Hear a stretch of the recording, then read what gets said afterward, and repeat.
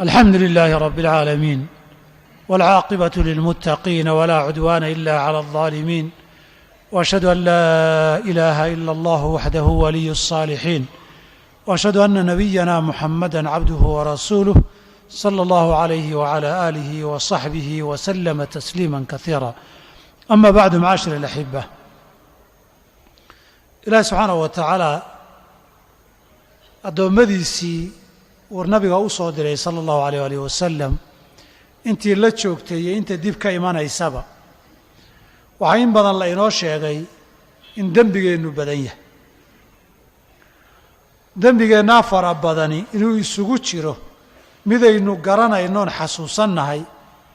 iyo midaynaan garanaynin oon xasuusnayn. mararka qaarkood uu qofku naar ku geli karo dembi uusan filaynin inay ama dembi tahay ama buu isagu isla saxnaayo inuu saxan yahay uu isu haystay. dembigaad gashaay marna naf iyo shahwa ku jiidata, marna wixii xumaabaaba waxsan kula noqda. waa wax fiican inaad samaynaysaa adoo moodaya yaad samaynaysaa wax lagu dembaabayo shubha iyo masalaa kugu qalloocatay ama ciday ku qalloocatay baa hormuud iyo hoggaan kuu noqotay. labadaba dembiga way sababaan. ilaahi subxaanahu wa tacaala in badan inaan towbad keenno, sabab dembigeenna lagu dhaafana aan la nimaadna alla inoogu yeedhay. waxa ugu muhiimsanee dembi lagu dhaafana saddex baa ugu muhiimsan. inaad towbad runa la timaaddo, sidii jidkii ilaahay looga towbad keenayay aada marto, dunuubta waa lagu dhaafaa. in masaa'ib iyo imtixaan kugu dhaco oo aad ku sabirto, sabirka abaalkiisuna dembi lagu dhaafay noqdana waa jid labaad oo furan. inaad camal wanaagsan iyo xasanaad aad samaysay iyo khayr iyo wanaag aad la timid dembigaaga lagu dhaafana iyadana waa dariiq saddexaad oo ilaahay dunuubta ku dhaafo. saddexdaasna waxay ka mid yihiin saddexda dariiqa ugu muhiimsan ee dembiga lagu dhaafo.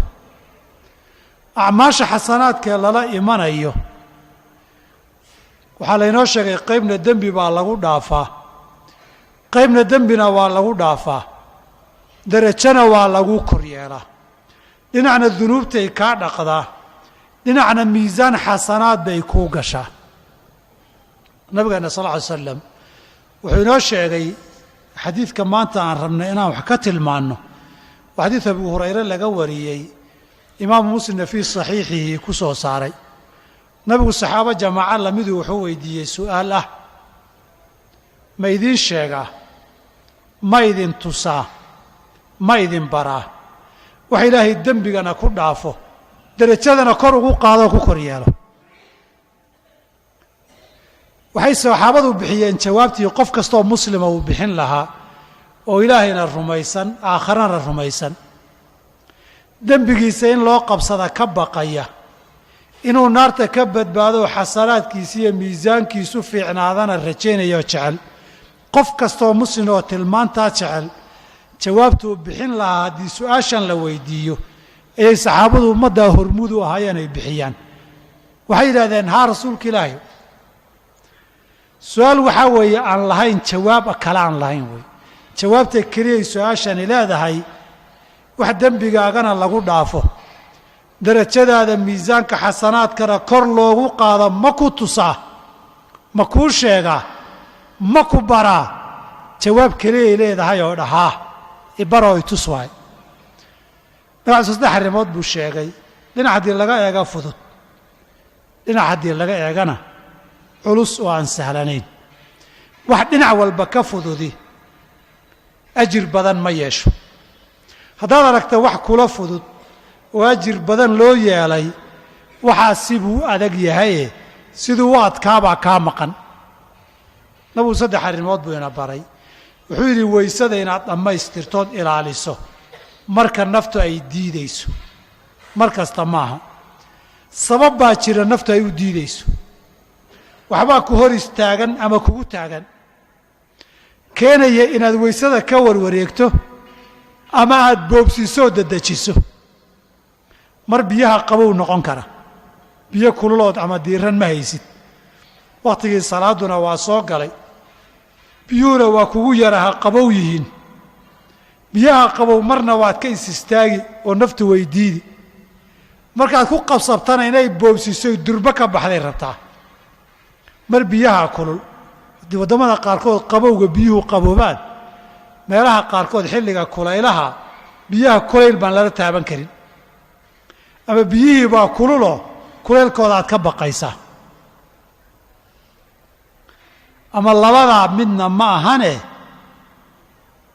waad xanuunsanta gacmihii iyo xubnihii la dhaqayay qaadistoodii baad isjiidaysaayoo kugu culus oo gacanta markaad qaadaba sibaad u daalantooda u burbursanta ama intaa midnaba kuma haysatee meel baa hawl kaaga taaganta waxbaa kugu taagan oo durba inaad carartaa rabtaa inaad weysaysatana waad rabtaa inaad durba carartana waad rabtaa naftu waxay ku leedahay marka boobsi qabowga isdhaafi kulaylka isdhaafi degdeg meeshii u carar ma soo celcelin kartid ee hal mar iska boobsi xilligaa naftu ay diidan tahay ama ka degdegsan tahay inaad tidhaahdaa maya tartiib weysada dhammaystir siday ahayd baan u dhammaystirayaa nafta oo diidan aad qasabto wakhti inay ku bixiso ay diidanayd aad qaadsiiso taas dembigana waa lagu dhaafaa darajaadkana kor baa loogu qaadaa qof daacadii ilaahay ku sabray oo u adkaystay oo nafta qasbay baad noqotaa iyadoo wakhtiguba yaraayoo laga yaabo daqiiqaduun inay ahayd ama weysaduba 2 daqiiqo keliya kugu qaadatay baa haddana nafta aad ka adkaatay eed ku sabirteed adkaysatay iyadoo diidan ma sahlana naf waxay diidan tahay in lagu qasboo lagu xajiyo ma sahlana qofkii sidaa yeelaay dembina waa loogu dhaafaa darajana kor baa loo qaadaa midda labaadii wa kasratu lkhutaa ila almasaajid waay masaajidda inaad ku soo noqnoqotood marar badan timaadda waay mar qabow baa jira sidoo kale mar kulayl baa jira mar habeenkii mugdiya baa jira mar qoyaan iyo roob baa jira mar waxoogay cabsi baa jirta marba habeenkii waxbaad ka cabsanaysaa mar barnaamij baa ku dhaafaya waraad dhegaysanaysay ood xiisaynaysay doodaad dhegaysanaysay kuwaa ciyaaro ku taxan kuwaa musalsal ku taxan kuwaa barnaamijuu jecel yahay socdaayoo dhaafaya qofba waxbaa haysta waxyaaba naftu ay jeclaan lahayd inaadan masaajidka aadin baa kugu lamaan oo ku haysta intaad jac iska tiri baad naftii qasabtay ood ku celcelisay ood marba masaajidka keentay arrintaa nafta aad soo qasabteed ku celcelisayna wa kasratu alkhutaa ila almasaajidi waxay tilmaamaysaa qalbigaagaa masaajidka ku xihan nabiguna wuxuu inoo sheegay dadka qalbigoodu masaajidka ku xihan yahay qiyaamada xataa carshiga ilaahay hooskiisa ay harsadaan dadka markuu qoraxdu ay madaxa kuleelkeeda hayo ilaahayna wuxuu inoo tilmaamay dadka masaajidka camiree joogteeyahay dad ilaahay iyo aakharo rumaysan oy ka dhab tahay wey kuwii baad noqotay ood ku soo laalaabatay masaajidkii nafta oo marar badan diidan dembina waa lagu dhaafi darajaadna waa lagu koryeeli midda saddexaad salaad baad tukatay tii kalena meeshii baad ku sugtay wax danoo weyn ma lihid wax hawloo adagood u baxaysana ma jiraan laakiin naftu waxay jeceshahay salaadda haddii laga baxo shaydaanku ku dhawaandhabaya kakac buu ku leeyahy sunnadaa dhib kugu noqonaysa markuu ku saaro iridduu ku istaajin jirdiinkuu ku fadhiisin makhaayad fadhi kudirir buu ku geyn barnaamij iyo waxaan macno lahayn daawashadood buu ku geyn mararka qaarkood dembi buu kugu mashquulin haddii aad i weydiisa labadii salaadood dhexdood aakhariyo adduun maxaad qabsatay waxba eber weeye haddaadan dembaabin adduunna maadan kasbanin aakharana maadan kasbanin shaydaankii kaa saaray masaajidkeed fadhihi weydeyna maqrib iyo cishe inta u dhaxaysa jirdiinkaasaad fadhiday waxba maadan qabsanin qofkii naftaa doonaysa inay carartay baxdo shaydaankuna dabada ka riixayee dhabaandhabayo naftaa ku haya halkaas ay yidhahdaa maxaa qabsanaysa ma jiree fadhigaaga laasim dhowr arrimood buu isku helayaa malaa'ig baa u ducayn oo dembi dhaaf ilaahay u weydiin intuu joogo rabbi baa malaa'igtiisii aadam maxaad ka abuuri yidhi ugu faani oo dhihi fiiri addoonkaygii waajibna waa gutay waajib kalena waa sugaya intaana waxaa kuu dheer dembina waa laguu dhaafi miisaankii xasanaadkana darajaad baa kor lagu yeeli miisaanka xasanaadku camalkii khayrkaa ku batay buu u cuslaadaa kan sayi'aadkana dembigii baa laga dhuray buu u fududaadaa dembigii la dhaafay waa laga dhuray kii xasanaadkana darajaadkii la kor yeelaa lagu siyaadiyey faman haqulat mawaasiinuh faulaa'ika hum lmuflixuunaad sidaa ku noqon saddexdaa nabigu fadaalikum alribaatu buu ku tilmaamayoo naf waxay diidan tahay lagu qasbay waxaanay doonaynin lagu xayiray waxay ka degdegaysay lagu hakiyoo lagu celiyey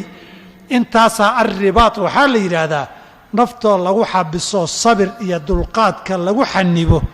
khayrka iyo cibaadada iyo camalka taacada war dunuubteennan fara badan sadaqadii lagu dhaafaya hadday inagu adkaato oo jihaadkii lagu dhaafaya inagu adkaado oo meelo badanoo la aadaya inagu adkaato saddexdaa haddaadan wada samayn mid ka mida ku dadaal mid waliba qasab maaha saddexda inaad wada samayso mid waliba sidiisaa dembina lagu dhaafaa darajaadna lagu kor yeelaa kan hadduu kugu adkaada kan samee kan hadduu kugu adkaada kan samee mid haddaad joogto u wadi weydo mid markaad gafto midka kala samee ilaahay dembigana waa kuu dhaafi darajaadna waa kuu koryeeli maxaa kalood rabtaa muslim baa tahay ilaahay agtiisa aakhara maxaa kalood raadinaysaa oon ahayn dembi in laguu dhaafo darajaadkaagadana la kor yeelo umniyad iyo waxaan ku hawoonno oon damaacina aakharo oo ka weyn ma jiro haddii dembigiina lagaaba dhaqo ama lagaaba yareeyo xasanaadkii iyo miisaankoodiina laguu badiyo o laguu cusleeyo aakhare kuwa liibaanay aad noqoto meel kastoo jannada ka gashaba kugu filan ahlu jannada ugu darajo yar ee ugu maal yar yaa waxa dunida yaalloo dhan ka taajirsan waa halka ugu hoosaysae janno ka geli karto waana aakhiru ahliiljannati dukhuulan iljanna oo qofka ugu dambeeyey ahluliimaan ee naar ka soo baxay jannana galay intaa markuu helo